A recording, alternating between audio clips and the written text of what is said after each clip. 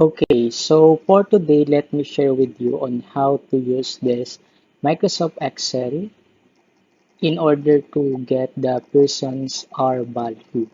So here we have two variables. So the R studied and the exam grade.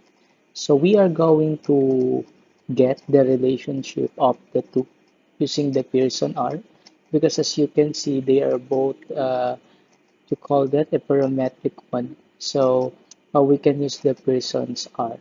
So now, uh, well, basically on the tutorials that I have watched, so you can just simply go to data and then kindly look for data analysis.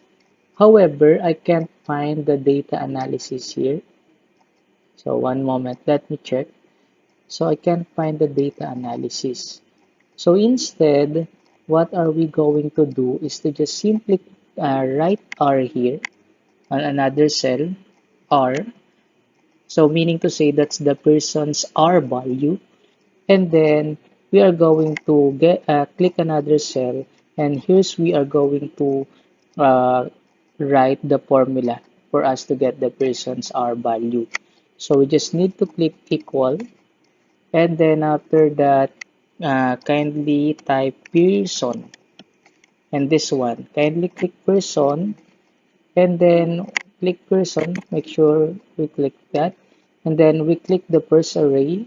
So the first array is this one,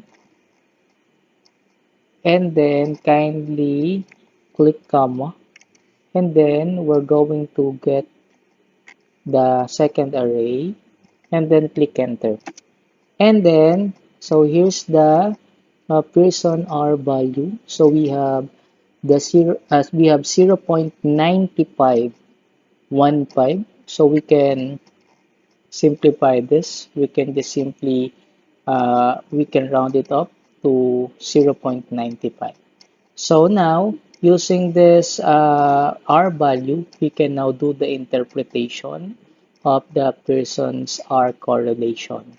So you can use the interpretation value that I provided a while ago to interpret the person's R value that we have for us to see the relationship of the two variables here. So that's it for the tutorial.